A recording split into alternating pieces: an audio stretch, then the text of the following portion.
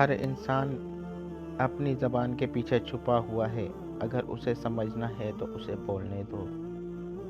سب سے زیادہ جاہل وہ ہے جو گناہ سے باخبر ہوتے ہوئے بھی گناہ کرے۔ بولنا سب کو آتا ہے، بس کسی کا دماغ بولتا ہے، کسی کا اخلاق بولتا ہے اور کسی کی زبان۔ ایسی خوشی سے بچو جو دوسروں کو دکھ دینے سے حاصل ہوتی ہے۔ برے دوستوں سے بچو، ایسا نہ ہو کہ وہ تمہارا تعارف بن جائیں۔ جو تکلیف تم خود برداشت نہیں کر سکتے وہ کسی دوسرے کو بھی نہ دو۔ کتنی پیاری گواہی ہے نا، اشہد ان محمد رسول اللہ۔ کسی کے دماغ کو جاننا چاہتے ہو تو اس کے لفظوں کو سنو، اگر کسی کے دل کو جاننا چاہتے ہو تو اس کے اعمال کو دیکھو۔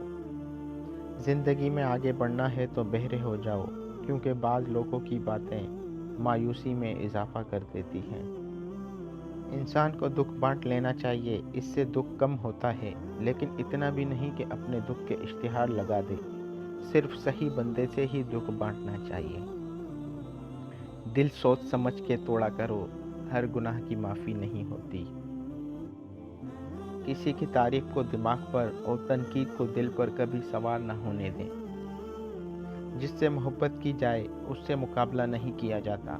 کسی کو پا لینا محبت نہیں، بلکہ کسی کے دل میں جگہ بنا لینا محبت ہے۔ ہر کسی کو ہر بات کا جواب دینا ضروری نہیں ہوتا۔ بہت سی جگہ پر واقعی دل بڑا کرنا پڑتا ہے، درگزر کرنا پڑتا ہے۔ ہر کوئی نہیں سمجھتا آپ کو، اور ہر کسی کو آپ سمجھا نہیں سکتے۔ موت زندگی کا تاج ہے، اگر موت نہ ہوتی تو غریبوں کی زندگی بے فائدہ تھی۔